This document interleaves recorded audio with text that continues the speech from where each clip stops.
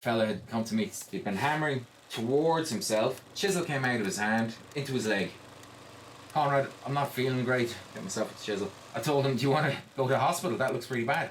No, I'll be alright. He said, it's okay. 10 minutes later, he comes back to me looking white as poor fella. They x-rayed his leg and the chisel had gone through and chipped his...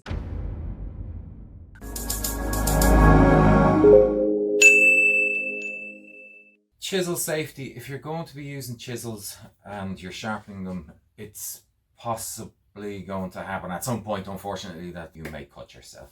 And it's better to be prepared instead of trying to sort it out afterwards. So here are some tips on chisel safety. Definitely prepare and get yourself a first aid kit. Clearly, you don't want to have blood and running around looking for places and patching your finger up with blue rag, which commonly happens, or masking tape. It's not the best thing to use. So first aid kit, have one on hand, either in the van or on site or in a workshop, wherever you're working.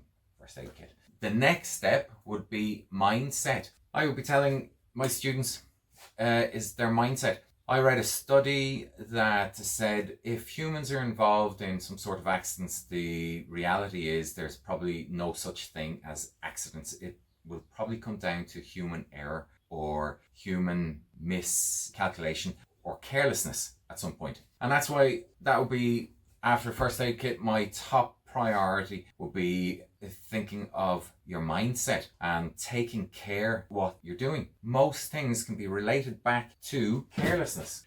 So it's mindset. If you're thinking, I don't want to be careless, you'll be more careful and you'll help prevent accidents. Next one, hands behind the sharp end. Always hands behind it.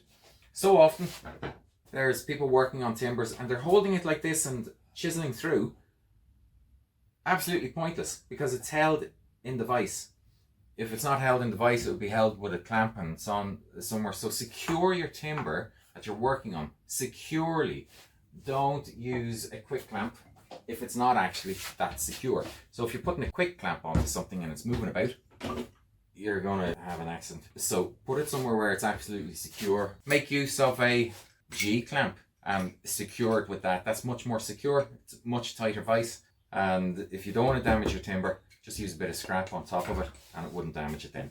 The other thing with keeping your hands behind the blade is if both your hands are on the chisel, that's actually really helpful to have both your hands on the chisel. You can't be in front of it. So if they're both busy behind the chisel blade, you can't be in front of it. However, you can get other parts of your body in front of it, which is massively unfortunate as well. I have had it where a fella had come to me, he'd been hammering towards himself, chisel came out of his hand into his leg. Conrad, I'm not feeling great. Get myself a chisel. Okay, I told him, do you want to go to the hospital? That looks pretty bad.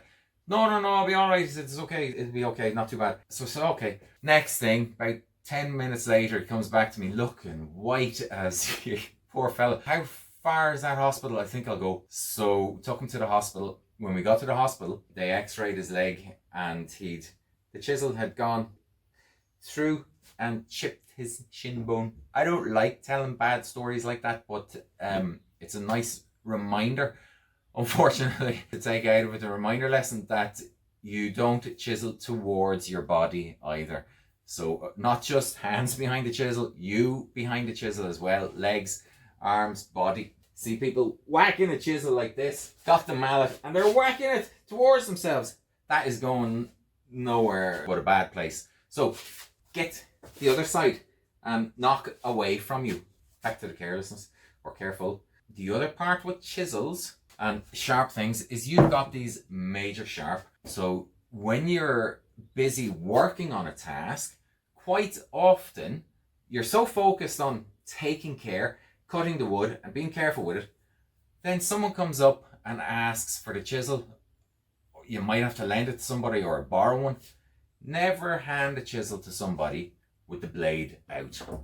Here you are. It's handle first if you need to. And even better, instead of handle first, lay it down for them, let them pick it up. So that's much safer. Lay it down, they can pick it up from there. So that's if you have to share instruments, and that happens a lot in classrooms. The other one would be when you're talking and It happens in classrooms, it happens on sites. You'd be working away with your chisel, you'll stop for a moment to have a chat with somebody. That's the vulnerable time, because you're busy doing something else and you're looking at what you're doing, or you're trying to clean up, and at that stage, that's when you'll cut yourself. So if you've actually finished work, put the thing down, out of the way, safe, that's it. Then have your conversation, do whatever it is you want. Someone asked me recently when was the last time you cut yourself? And I'd actually just cut myself the week before. I finished knocking a hole in for a tubular latch. Done that. I was on my knees, so I was preparing things, putting it away, and that's actually the one I cut myself with. This is a 6mm chisel, and I was getting hungry. I just wanted to finish up, so I was focusing, hands behind, and when I was tidying up, I was so busy down looking around at other stuff and trying to get out is when it clipped across my finger, and I didn't realise until a couple of seconds later I felt the pain. God, that was sore. And then when I looked down, I couldn't see it because it was so sharp. I'd actually just sharpened it the night before, and then afterwards I see the blood coming out, and that spoiled my lunch. So that's the other time you'd want to take care, is not to be rushing and finish your work. If you're chatting to somebody and you need to put it down. It's not a toy. Don't play with it and start fiddling it around your hands. I've got the cover on this one because I can actually hold it. Or you do put the cover on it right away. So stay safe. Don't want any cut hands. It's just going to impact your work, and might as well be as safe as we can. All right, let's get on with how to use them. Take care.